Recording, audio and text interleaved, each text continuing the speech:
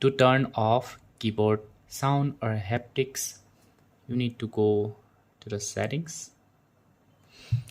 From here, you need to go to Sounds and Haptics.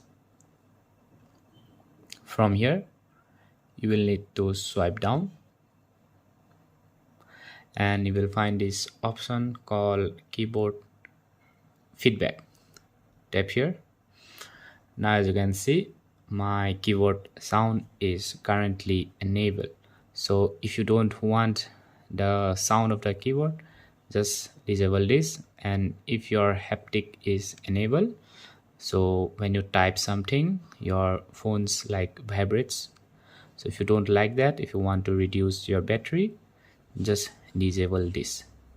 So that's how you turn off your keyboard sound or haptic on your iPhone. Thanks for watching.